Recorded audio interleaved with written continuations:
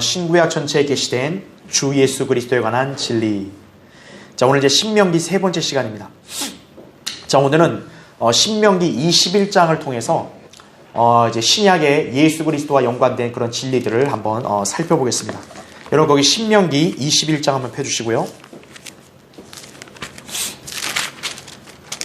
특히 이제 오늘 하는 이 주제는요, 좀 굉장히 어렵습니다. 사실은. 이건 진짜 바른 성경을 가지고 있고 또 이 성경 말씀에 조명을 받아서 진짜 열심히 공부하고 또 이 말씀을 살펴본 그런 하나님의 종들만이 이 말씀의 진리를 아는 거예요. 사실 일반 교회들은 이걸 전혀 알 수 없습니다. 심지어는 킹제임 성경을 나름대로 들고 믿고 있다고 하는 그런 교회들도요, 이 진리는 잘 몰라요.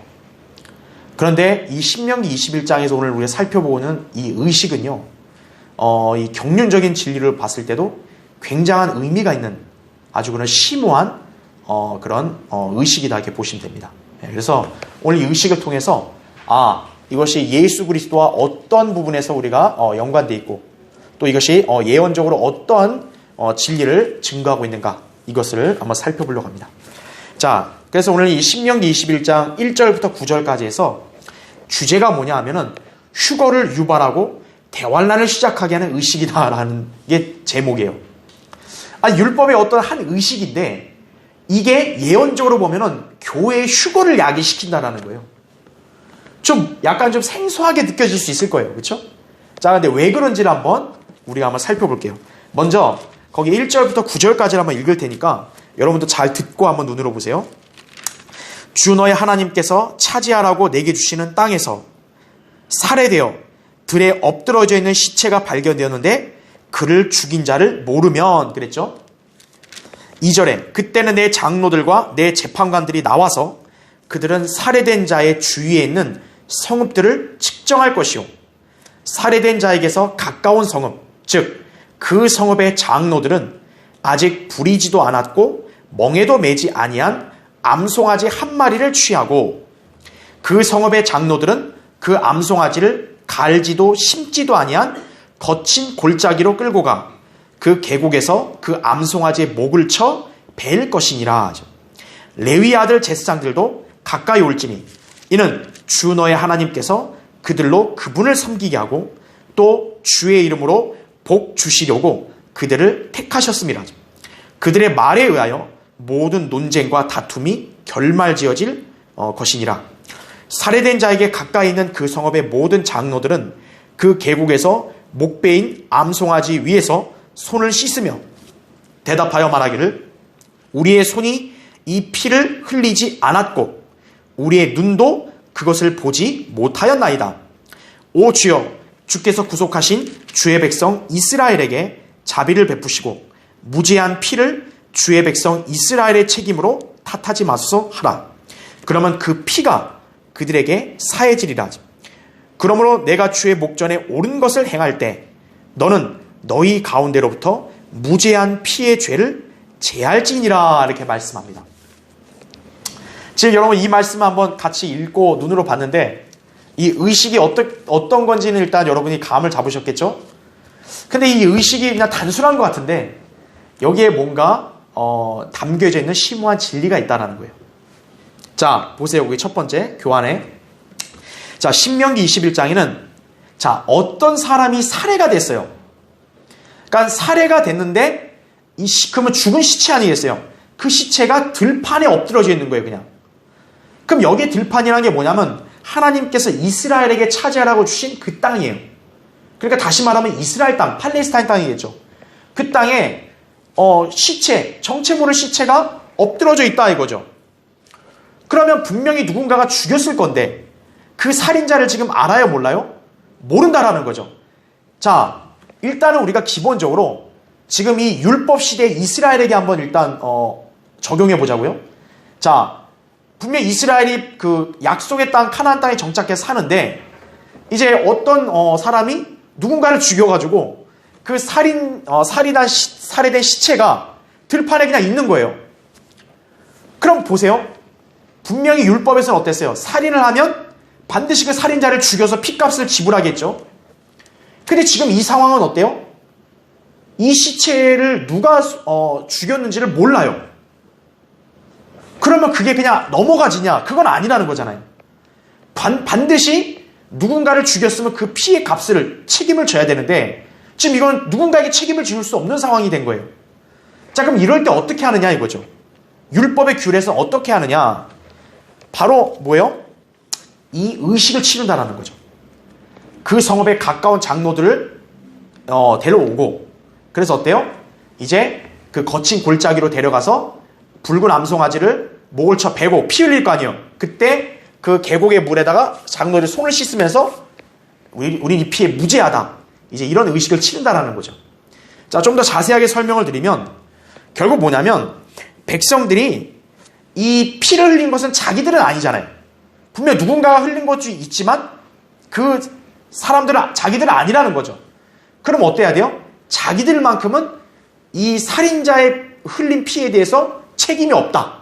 무죄하다라는 것을 입증해야겠죠. 그럴 때 이 의식을 한다라는 거예요. 예.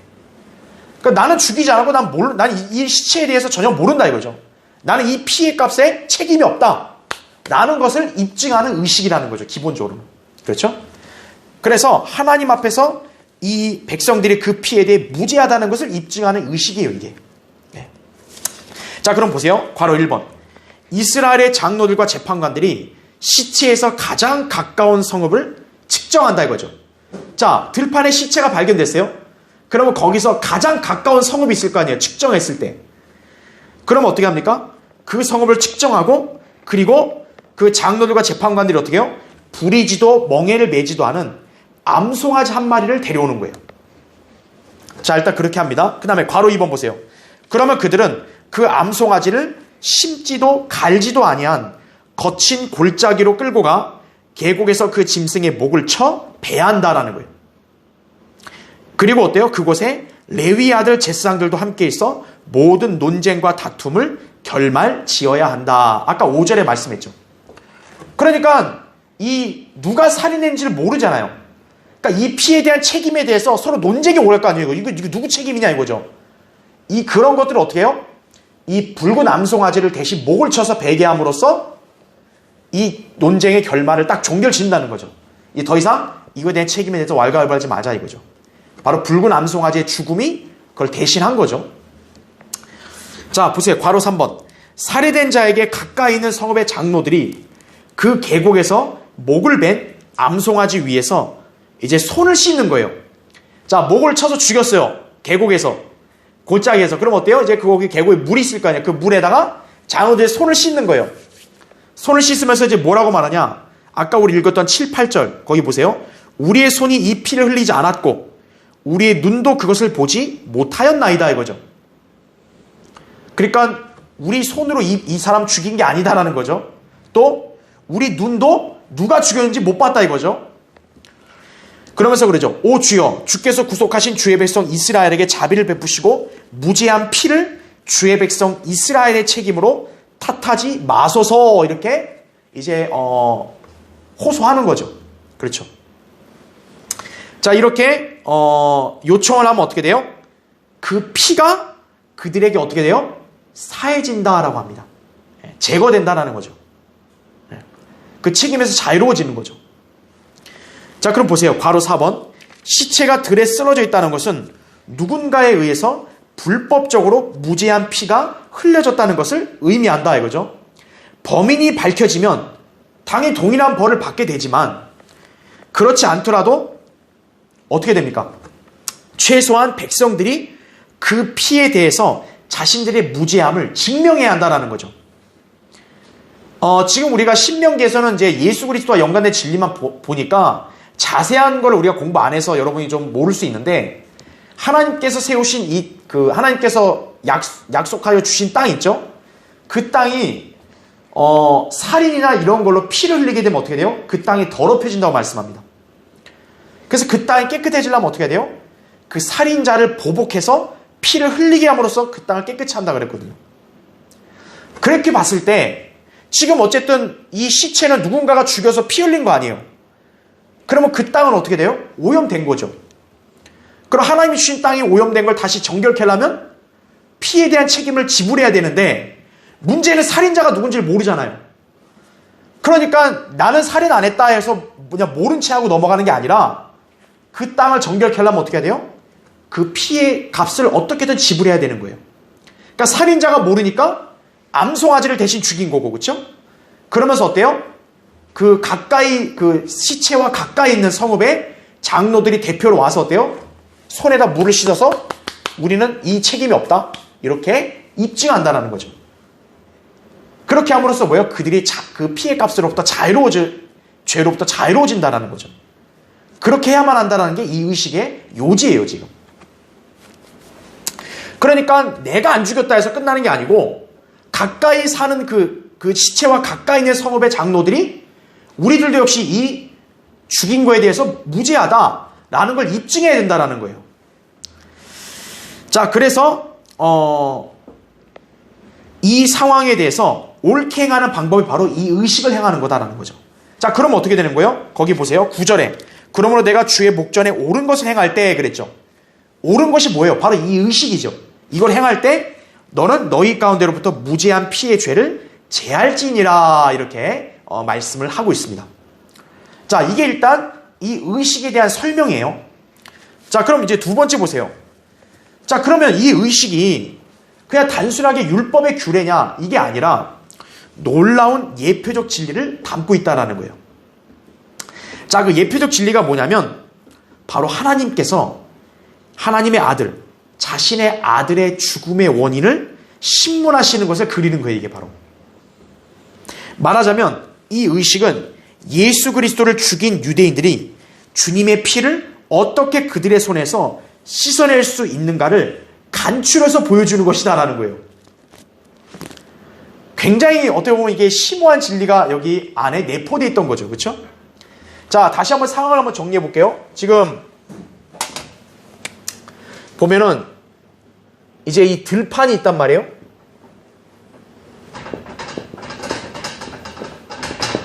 자, 들판에 어떤 시체가 이렇게 쓰러져 있어요.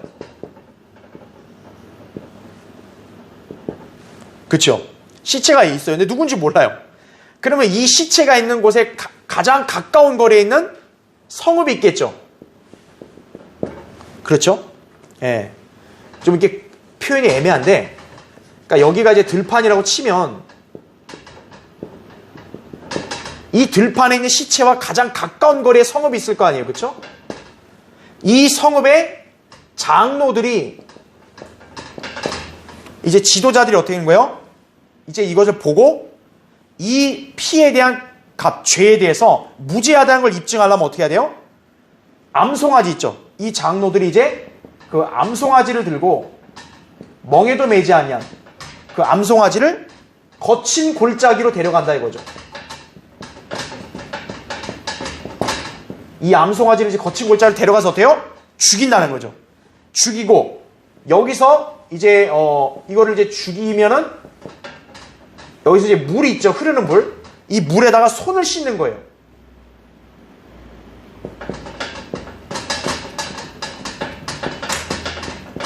손을 씻어서 어떻게 하냐?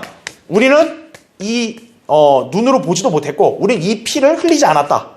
라고 해서 뭐예요? 우리는 이 죽음에 대해서 무죄하다라는 것을 입증해야 된다라는 거예요. 씻어서. 그렇죠. 자, 지금 이런 의식이다라는 거죠. 그럼 이게 어떻게 대입해 볼 수 있냐면, 자, 방금 제가 얘기한 대로 이 의식의 예표적 진리가 지금 하나님께서 하나님의 아들 예수 그리스도의 어떻게 보면 이제 그 죽으심에 대한 원인, 이것을 신문하실 때 이 모습을 그린다라 했잖아요. 자, 그거랑 비교해 본다면 우리가 어떻게 대입해 볼 수 있을까요? 지금 이 시체 있죠. 죽임을 당한 시체. 이 시체가 바로 누구를 상징한다 볼 수 있는 거예요, 그러면요? 예수 그리스도를 예표한다고 볼 수 있는 거죠. 그렇죠. 분명히 예수 그리스도께서 어때요? 그 이스라엘 땅에서 죽임을 당하셨잖아요. 그렇죠. 자, 그러면 이 시체와 가장 가까운 성읍은 어딜까요? 예수 그리스도가 죽으셨을 때 가장 가까운 성읍이 어디예요? 예루살렘이죠. 그 예루살렘 성읍에 계시다가 어때요? 그 성문 밖에 가서 고난 받으시고 죽으셨잖아요. 예루살렘이라는 거죠. 이 성읍은.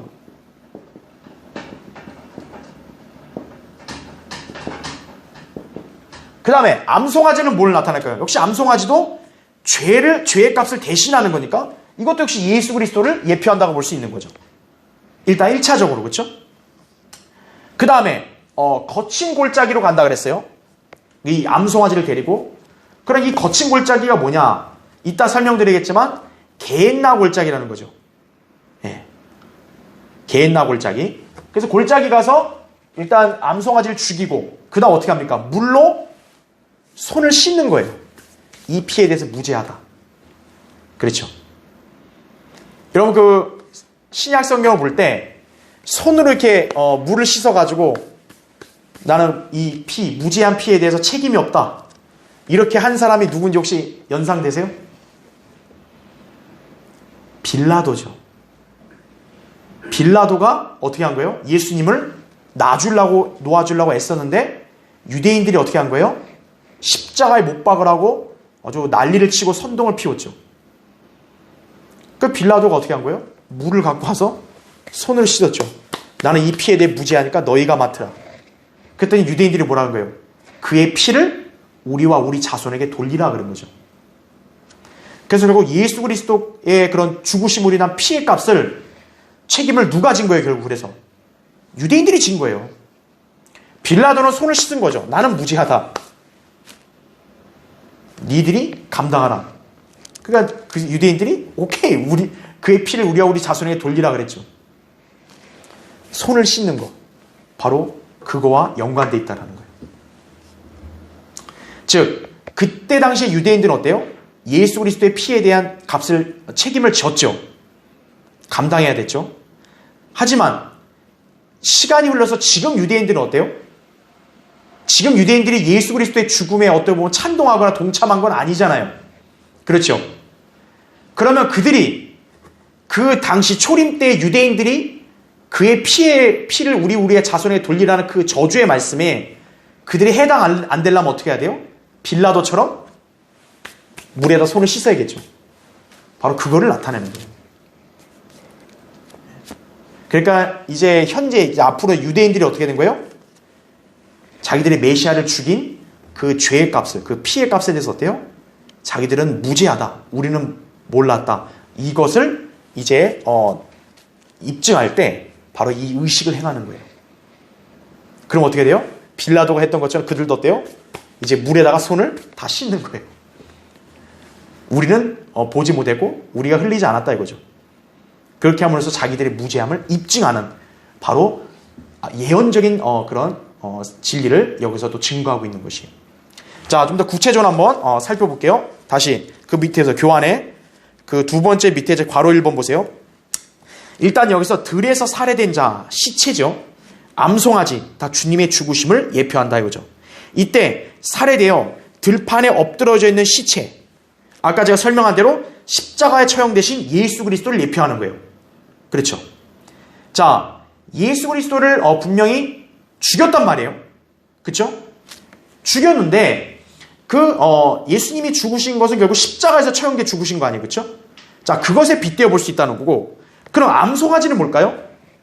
민수기 19장 2절에 보면 점도 없고 흠도 없는 멍에 매지 아니한 붉은 암송아지가 나옵니다. 바로 그거와 똑같은 의미로 예수 그리스도의 흠없으심을 예표하는 거죠. 흠없으신 그분이 죄값을 대신하여 죽으신 것을 예표하잖아요. 그래서 시체는 십자가에서 죽으신 예수 그리스도고, 암송아지는 죄를 짊어지시고 죽으시는 예수 그리스도의 모습을 보여주는 거죠. 1차적으로. 근데 보세요. 괄호 2번. 그러면서 어때요? 또한 들에 살해되어 있는 시체. 자, 시체가 있음으로써 어떻게 돼요? 주님을 죽인 자들이 유죄라는 것을 예표하는 거죠. 분명히 이 누군가 죽였는지 모르지만 어쨌든 시체가 있다는 것은 그 누군가를 죽인 사람이 있을 거고, 그렇죠? 그 죽였을 때 피값이 요구되잖아요. 그렇죠? 그러니까 그것처럼 이 예수 그리스도의 십자가의 죽음에 대해서 어때요? 그 죽음과 연관된 자들의 유죄라는 것을 보여주는 거죠. 그리고 암송아지는 그들의 죄가 어떻게 다루어지는가를 예표하는 것이다 이거죠. 그러니까 죄가 눈 감고 그냥 지나간다 없어지는 게 아니라 반드시 죄는 다루어져야 된다는 거예요.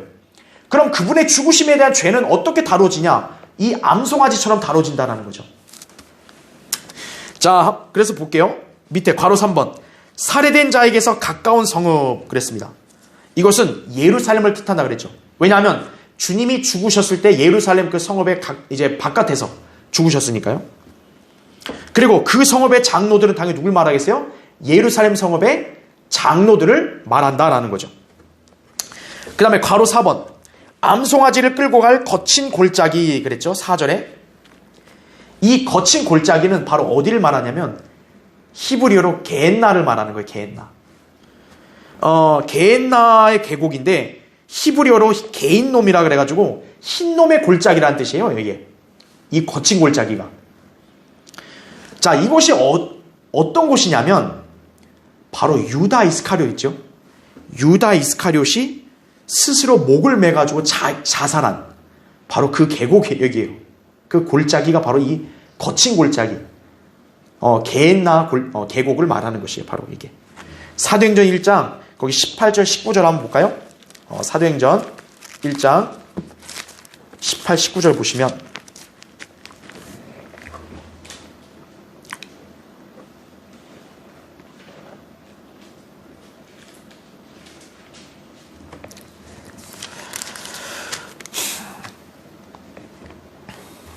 자, 사도행전 1장 18절 19절 보면 그런데 이자가 실로 불의의 대가로 밭을 샀는데 이게 유다 이스카리를 말하는 거죠.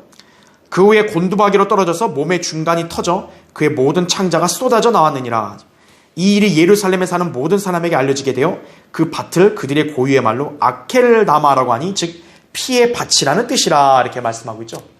유다 이스카리ot이 목매서 자살해가지고 죽고 나서 어떻게 된 거예요? 창자가 터져 나온 거죠. 바로 그 유다가 자살했던 곳이 바로 이 거친 골짜기 게엔나 계곡이었다라는 거죠.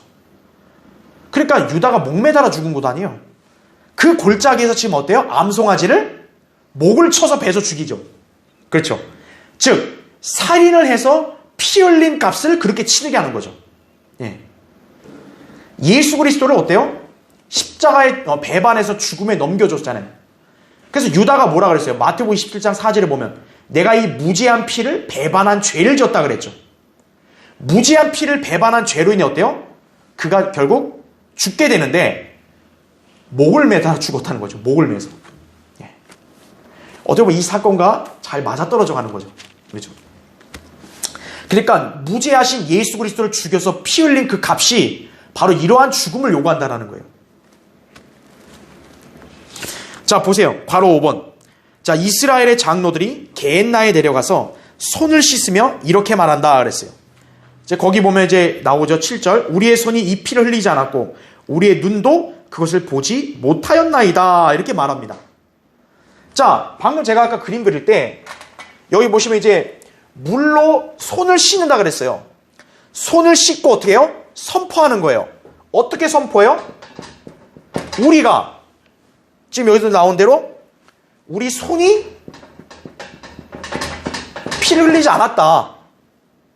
그 다음에 두 번째는 뭐예요? 우리 눈이 보지 못했다라는 거죠. 그렇죠. 장로들이 이렇게 얘기하는 거예요. 그러면 이거를 예언적으로 적용해 봤을 때, 자, 물로 손을 씻으면서 뭐냐? 우리 손이 피를 보지 못했다. 자, 이건 누구를 나타내는 걸까요? 바로 지금 이스라엘 세대를 말하는 거예요, 이게.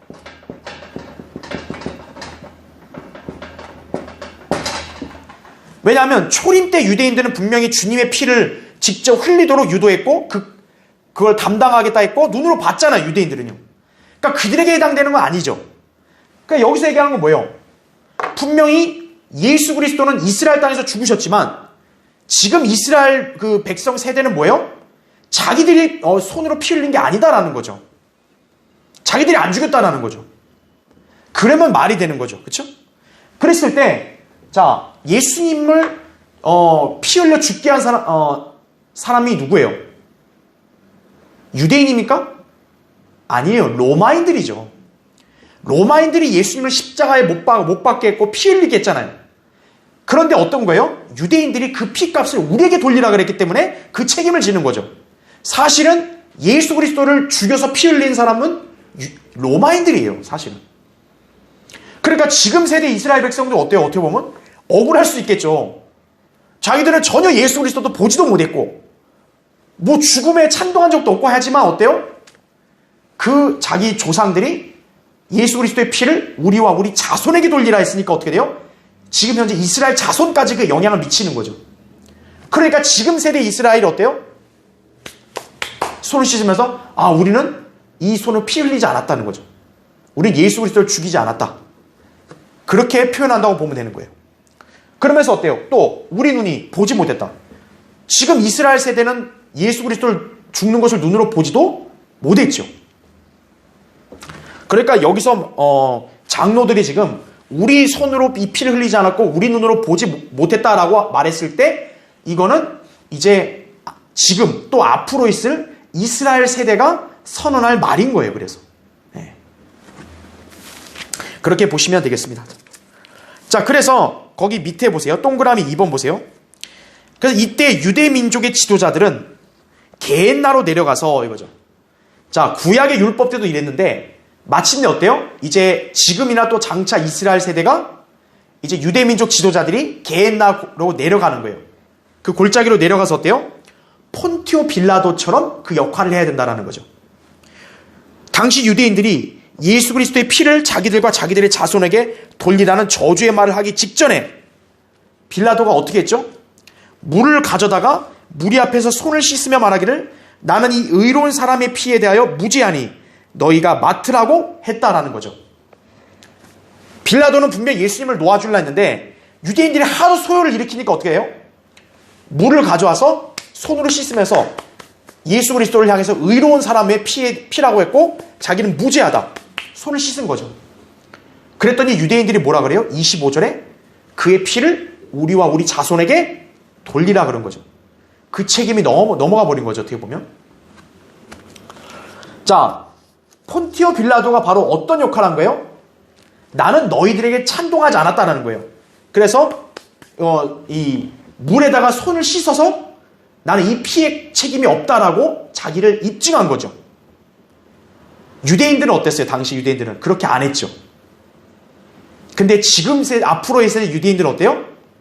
바로 예수 그리스도의 피에 대해서 자기들이 무죄하다는 걸 입증하려면 이 유대 지도자들이 바로 이렇게 해야 된다는 거예요.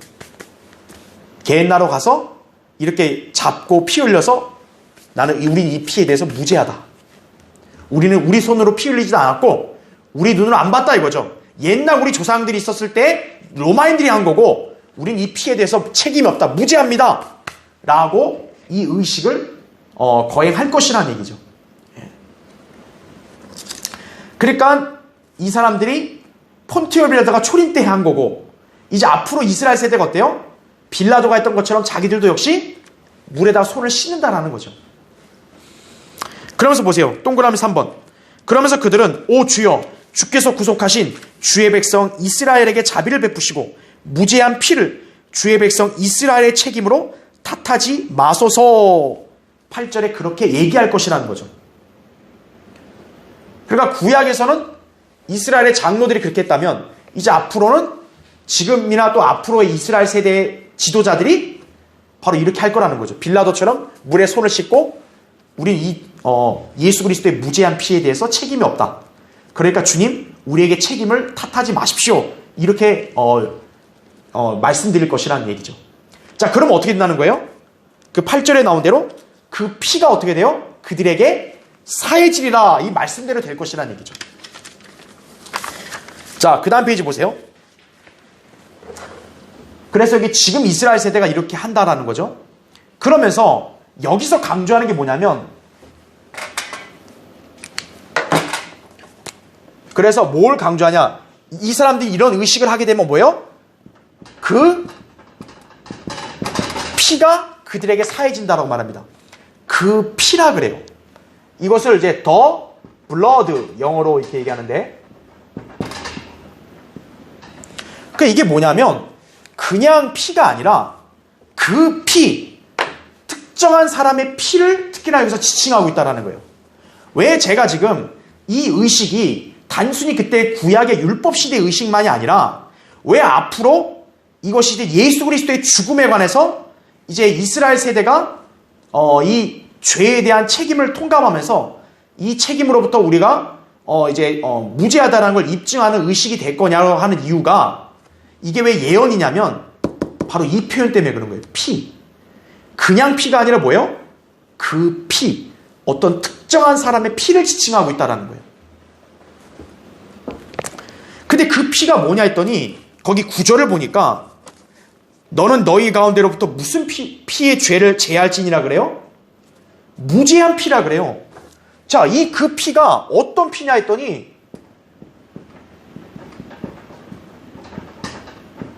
무죄한 피라는 거예요. 무죄. 다시 말하면 이 피는 죄 있는 피예요? 죄 없는 피라는 거예요? 죄 없는 피라는 얘기죠. 그럼 여러분도 잘 아시다시피 모든 인간들은 다 죄인 아니에요. 그러면 인간의 피 중에서 죄 없는 분의 피는 오직 누구밖에 없어요? 예수 그리스도죠. 그러니까 여기서 말하는 그 피가 구절에서 무죄한 피를 나타내니까 이것은 단순한 인간의 피라고 볼 수 없는 거죠. 바로 예수 그리스도의 피를 예언적으로 해서 말하는 거죠. 그래서 예수 그리스도의 피가 하나님의 피니까 사도행전 20장 28절에 나온 대로 그렇죠? 하나님의 피기 때문에 죄 없는 피인 거예요. 그러니까 이 표현은 바로 예수 그리스도를 나타내는 거예요. 그래서 거기 보세요. 교환에 제가 또 표시해놨죠. 마태복음 27장 4절에 보면 유다 이스카리ot이 고백한 거예요. 내가 무죄한 피를 배반한 죄를 지었도다 이렇게 얘기하는 거죠. 무죄한 피다 이거죠. 근데 모든 인간들은 다 죄인이잖아요. 그러니까 무죄한 피라 했을 때는 바로 예수 그리스도의 피를 나타낸다라는 거죠. 그래서 그 예수 그리스도의 피에 대한 죄를 어때요? 이 의식을 통해서 제거할 수 있다는, 용서받을 수 있다는 거예요. 누가요? 이스라엘 세대가, 유대인들이 용서받을 수 있다는 거예요. 바로 예언적으로 바로 이 사건을 가르쳐 주는 것이에요. 자, 밑에 보세요. 괄호 7번.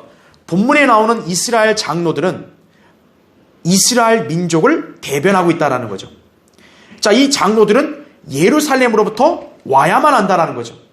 왜냐하면 그곳이 살해된 자, 즉 예수 그리스도와 가까이 있기 때문이다라는 거죠. 예수 그리스도께서도 예루살렘 그 가까운 그 바깥 성읍에서 어때요? 죽으셨잖아요. 그러니까 이 장로들이 어떻게 되는 거예요? 지도자들이 앞으로 예수 그리스도가 살해된 시체를 예표하니까 그 가까운 성읍 그곳으로 다 모여야 된다는 거죠. 즉 이 사람들이 다 어디로 모이는 거예요? 예루살렘으로 모이는 거죠. 누가복음 24장 18절에 나온 대로 바로 주님이 그 가까운 곳에서 죽으셨기 때문에 그런 거예요. 그리고 계속 보세요. 그들은 자신들의 메시아를 죽인 것에 대한 책임을 느끼고 있음을 암시한다는 거죠. 자, 이게 왜 중요하냐면은 지금 현재 이스라엘은 어떤 상태예요? 이스라엘 일부는 완고한 상태입니다. 즉, 지금 이스라엘은 예수 그리스도를 메시아라고 인정해요, 안 해요? 인정 안 한다는 얘기죠. 그리고 지금 이스라엘 세대는 어때요? 예수 그리스도의 죽음에 대해서 자기들이 그렇게 죄에 대한 책임을 못 느끼죠. 지금 현재. 그런데 이 의식을 한다는 것은 결국 무슨 의미예요? 예수 그리스도가 자기들의 메시아고 무죄한 분인데 자기 조상들이 피 흘려서 자기 이 땅에서 죽게 했다라는 거죠. 그래서 그 죄에 대해서 자신들은 어때요? 무죄하다라는 것을 입증하는 의식이니 결국 이 의식을 한다는 것은 이스라엘 세대가 메시아의 죽음에 대한 죄를 지금 인지하고 있다는 거예요. 그래 이것은 뭔가 이스라엘에게 놀라운 변화가 일어나고 있음을 암시한다는 거죠. 자, 그래서 보세요. 괄호 8번. 현재 이스라엘은 예수 그리스도의 무죄한 피를 흘린 대가를 치르고 있다는 거죠. 이는 그들 스스로가 요구했기 때문이에요. 마태복음 27장 25절에 나온 대로 그의 피를 우리와 우리 자손에게 돌리라. 진짜 이거 엄청나게 위험한 그런 요구죠. 근데 그들이 그렇게 함으로써 하나님이 그대로 하셨잖아요. 이스라엘이 얼마나 끔찍한 박해와 고난을 겪은 거예요.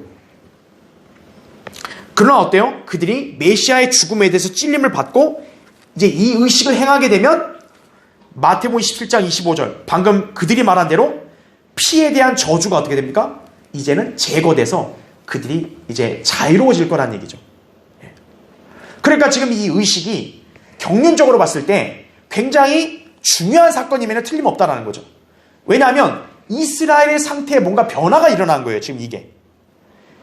자, 교회 시대에는 지금 어떤 상태예요? 아까 제가 설명한 대로 이스라엘 일부가 완고하게 된 상태예요. 그런데 어떻게 됩니까? 완고한 이스라엘이 메시아의 죽음에 대해서 통감을 하고 있다는 거예요. 뭔가 변화가 일어난 거죠. 그럼 이건 교회 시대의 상태하고 안 맞잖아요. 결국 뭡니까? 이 의식을 행하게 된다면 교회 시대가 끝난다는 걸 말하는 거겠죠. 이스라엘의 상태가 교회 시대는 분명 완고하게 돼야 되는데 지금 메시아의 죽음에 통감하고 있다는 얘기는 이들이 뭔가 메시아에 대해서 이제 인지하고 받아들이려는 그런 뭔가 조짐이 보이는 거니까 이제는 경륜상 변화가 있는 거죠. 그러니까 교회 시대는 어때요? 이스라엘의 세대가 만약 이걸 하면 끝나야 되는 거예요. 그래서 이 사건이, 이 의식이 교회의 휴거를 유발한다고 말한 이유가 바로 이거예요. 그래서 굉장히 어떻게 보면 약간 어려운 얘기입니다, 이게. 근데 여러분들이 이제 하나님 말씀에 따라 로마서 11장에 나오잖아요. 이스라엘 일부가 이방인들의 충만함이 찰 때까지는 완고하게 됐다 그랬잖아요. 그러니까 완고한 이스라엘은 결코 메시아, 예수 그리스도를 메시아로도 인정 안 하고 그분의 죽음에 대한 피의 죄도 전혀 느끼질 못해요.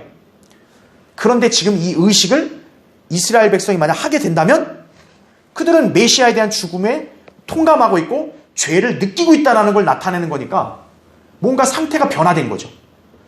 그럼 이건 교회 시대의 이스라엘 상태가 아니기 때문에 어떻게 돼요? 교회 시대가 끝나야 되는 거예요.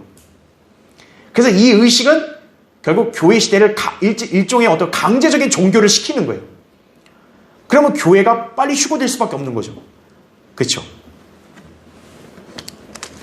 자, 그래서 그 밑에 보자, 세 번째. 그러므로 이 의식은 유대인들이 어떻게 예수 그리스도의 피를 그들의 손에서 씻어낼 수 있는가를 간추려서 보여준다라는 거죠. 우리가 이제 일반적으로 알고 있던 예언은 뭐였어요? 이제 유대인들이 대환란을 통과하고 예수님이 재림할 시점에 되면 어때요? 유대인들이 이제 자기들이 찌른 메시아를 보고 이제 그들이 죄에 대해서 통곡하고 회개해서 회심한다. 우리가 이렇게 알고 있잖아요. 그래서 이스라엘이 회복된다. 그렇게 알고 있잖아요. 그렇죠? 그러니까 교회 시대에는 이스라엘이 이렇게 영적으로 회복될 수가 없어요. 경륜상 안 맞아요. 그런데 지금 이스라엘이 만약 이 의식을 행한다면 최소한 메시아의 죽음에 대해서 죄를 인지하고 있다는 거니까 상태 변화가 일어난 거죠. 교회 시대에는 이런 일이 있을 수 없기 때문에 이 의식이 났다는 얘기는 뭐예요? 결국 교회가 휴거된다는 걸 보여주는 거예요.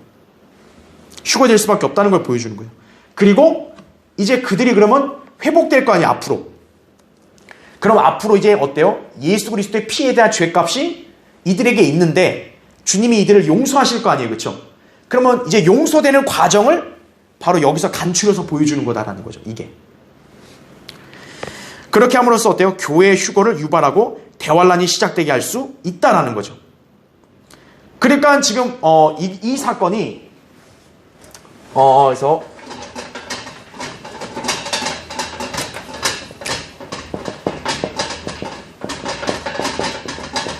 자, 신명기 21장에서 지금 이 사건이 있잖아요. 결국 이 사건이 자, 예언적으로는 어떤 관점을 갖고 있냐라고 하면은 예언적으로 어떤 걸 갖고 있냐면은 이제 이스라엘 상태가 변화되는 거예요.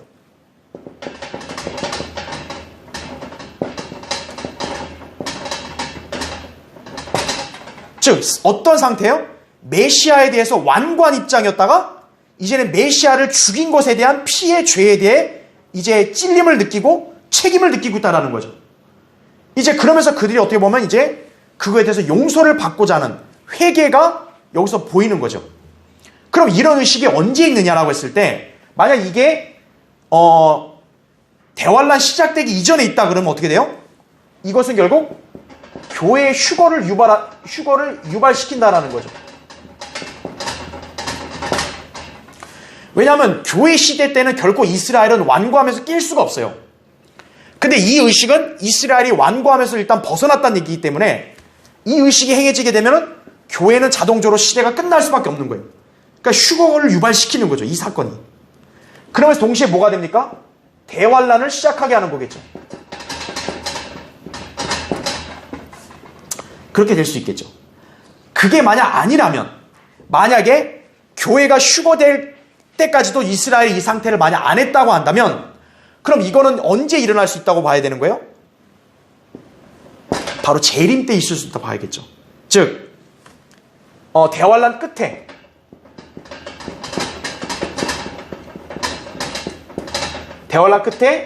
이제 회심하게 될 때 이 사건이 일어날 수 있다, 이렇게 볼 수 있는 거죠. 자, 그러니까 지금 여기 있는 이 사건의 예언적인 순서를 봤을 때는 두 가지인 거예요. 첫 번째가 만약에 이게 교회 휴거 직전에 일어난다고 하면은 교회 휴거로 해서 교회 시대가 끝나게 돼서 대환란이 시작되는 거고, 만약에 대환란 시작되면서부터 이게 없었다고 하면 어떻게 돼요?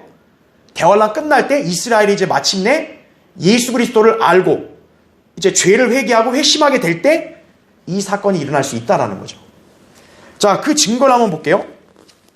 스가랴 한번 찾아보세요. 스가랴 12장.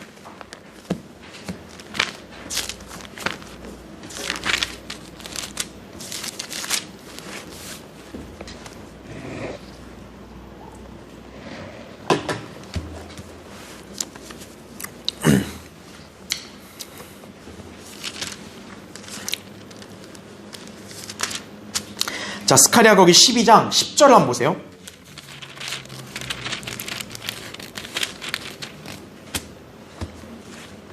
자, 스가랴 12장 거기 10절 제가 읽을 테니까 보세요. 또 내가 다윗의 집과 예루살렘의 거민들을 위해 은혜와 간구의 영을 부어주리라. 그러면 그들은 그들이 찔렀던 나를 쳐다볼 것이며 그들이 그를 위하여 애통하리니 마치 어떤 사람이 자기 외아들을 위하여 애통함 같이 할 것이요 그들이 그를 위하여 비통에 잠기리니 마치 어떤 사람이 자기 첫 아들을 위하여 비통에 잠기듯 하리라. 이렇게 말씀하죠. 그러니까 이스라엘이 지금 메시아를 알아본 거예요. 자기들이 찔렀던 그 예수 그리스도가 결국 자기들이 메시아라는 걸 알아보니까 어떻게 된 거예요? 통곡을 하는 거죠. 이스라엘이 이제 메시아를 죽인 죄를 통감하게 되는 거예요.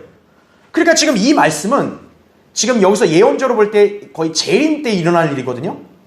그래서 이 신명기 21장의 이 사건이, 이 의식이 대환란 때 이스라엘이 마침내 메시아를 알게 돼서 이 의식을 해가지고 이스라엘 민족이 회심하게 되는 것을 나타내는 걸 수도 있다라는 거죠. 그러니까 이게 정확히 언제 있을지는 우리가 아직 몰라요. 근데 분명한 것은 뭐예요? 이스라엘의 상태에 뭔가 변화가 일어날 때 이 의식이 나타나는 거예요. 지금 이스라엘은 굉장히 완고하단 말이에요. 예수님아 인정도 안 하고 죽인 거에 대한 책임 전혀 못 느끼고 교회 시대는 그런 거예요. 그런데 이스라엘이 메시아를 죽인 거에 대한 죄를 책임을 느낀다라는 거죠. 뭔가 영적 상태가 뭔가 변화가 된 거죠. 교회 시대에는 이런 일이 있을 수 없다라는 거예요. 그래서 만약 이 의식이 일어난다면 교회 시대는 빨리 끝나야 되는 거예요. 그래서 교회 휴거를 유발시킨다는 말을 쓴 게 바로 그 이유가 이것 때문인 거예요. 이게 그래서 첫 번째 가능성이에요. 교회 휴거가 빨리 되고 이제 이 사건이 있을 때 대환란이 시작되는 거고요. 아니면 만약에 대환란 시작될 때도 이런 게 없었다 그러면 어때요?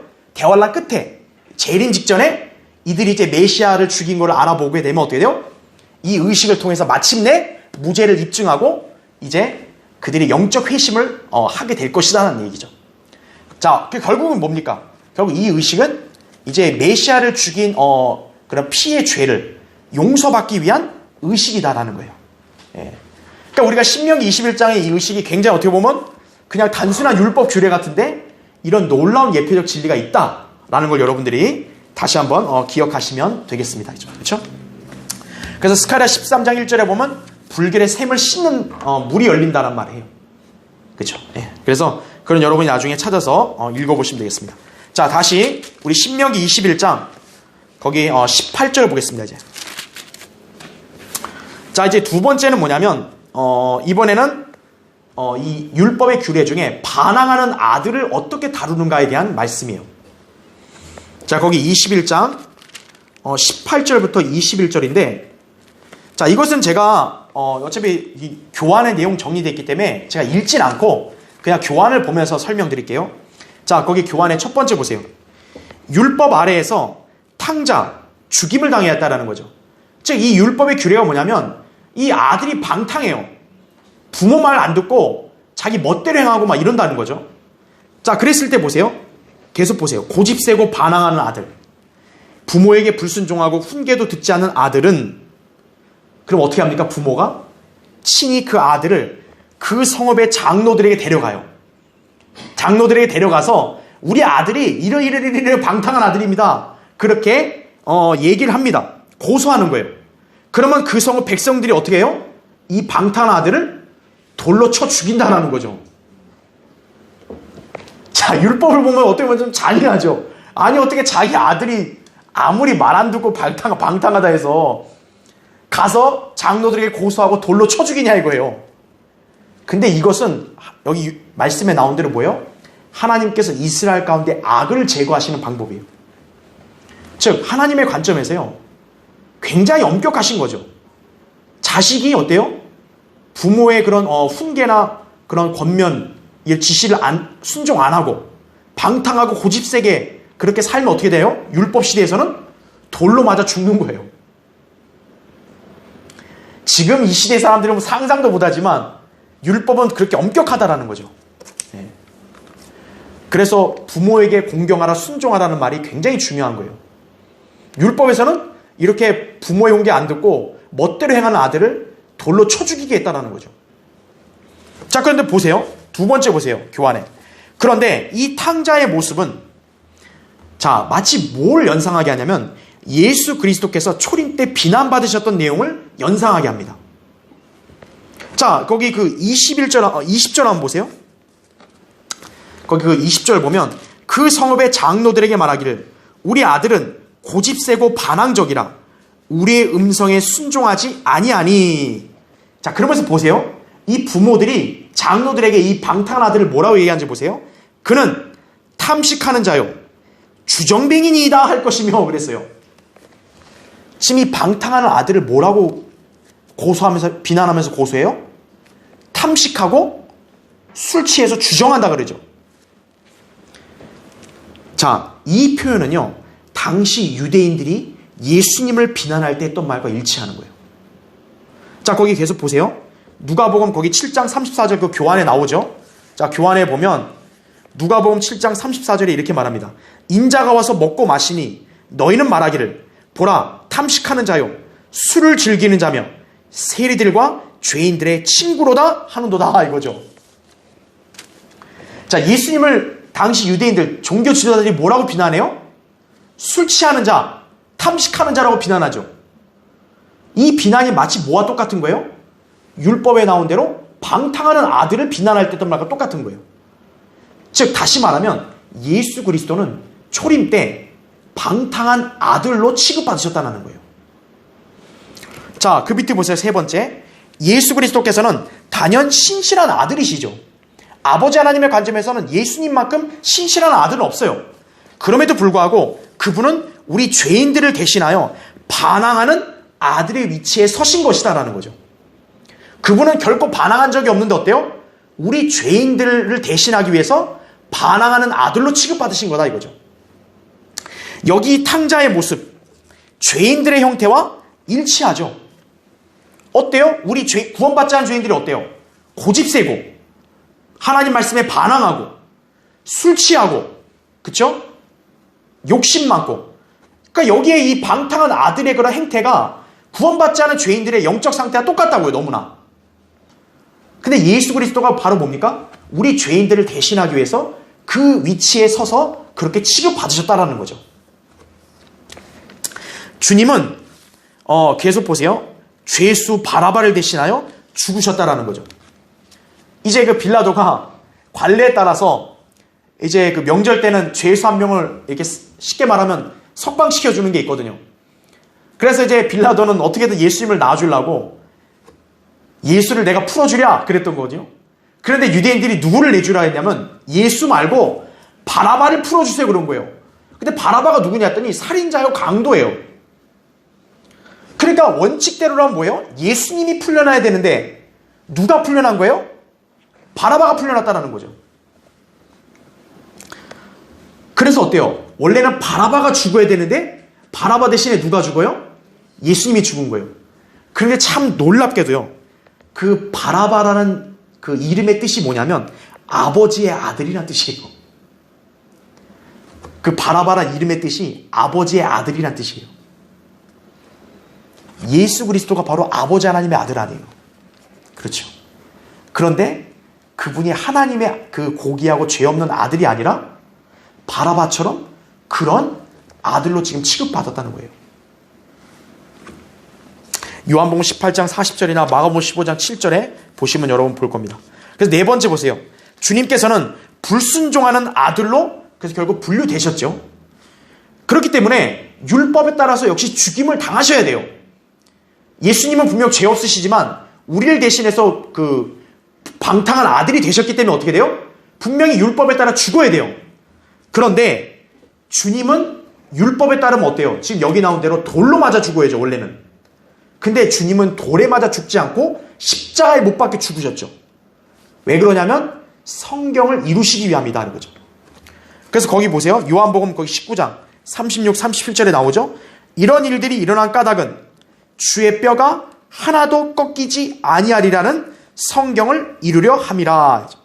또 다른 성경에도 말하기를 그들은 자기들이 찌른 그를 보리라고 하신 이 말씀 때문이다라는 거죠. 즉 성경을 이루는데 두 가지예요. 예수님은 유월절 양이기 때문에 뼈가 꺾이면 안 돼요. 뼈가 상하면 안 돼요. 근데 만약 돌에 맞으면 어떻게 돼요? 뼈가 부서지는 거 아니에요. 그러니까 그거 안 되는 거고. 두 번째, 분명히 주님은 찔러야 돼요. 찌름을 당해야 돼요. 그래서 구약의 예언에 따라 아까 우리 스가랴 읽었던 대로 그들이 나중에 어떻게 유대인들이 자기들이 찌른 주님을 본다 했기 때문에 주님은 찔러서 죽임을 당해야지 돌에 맞아 죽으면 안 되는 거예요. 그래서 이 두 가지 성경적 예언 때문에 주님은 돌에 맞아 죽지 않고 십자가에 못 박혀 죽으셨다는 것을 우리가 잘 알아야 됩니다. 자, 그것만 차이가 있는 거지. 어쨌든 이 율법의 말씀 통해서는 바로 이 방탕한 아들은 예수 그리스도가 우리를 대신해서 그렇게 취급받았다는 것을 보여주는 것이. 자, 마지막 아홉 번째. 나무에 매달려 저주를 받으신 그리스도 그랬습니다. 자, 이거는 얘가 예전에 한번 강의했기 때문에 간단히 읽고 넘어갈게요. 거기 22절부터 23절 보세요.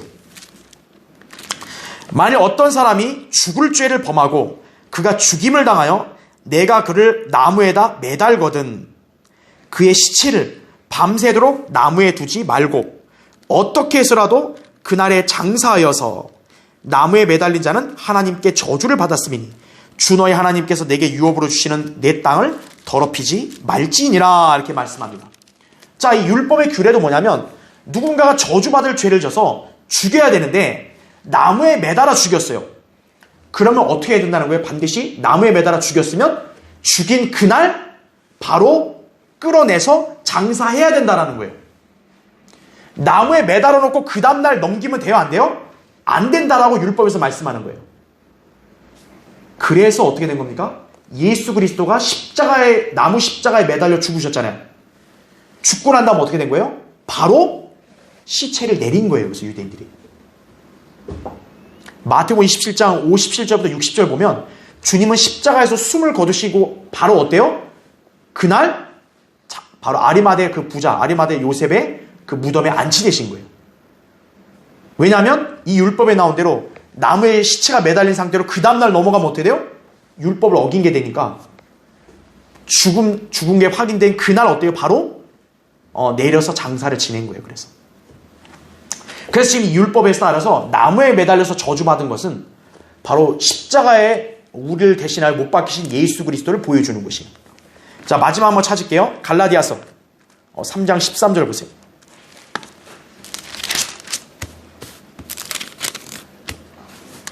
자, 갈라디아서 3장 13절.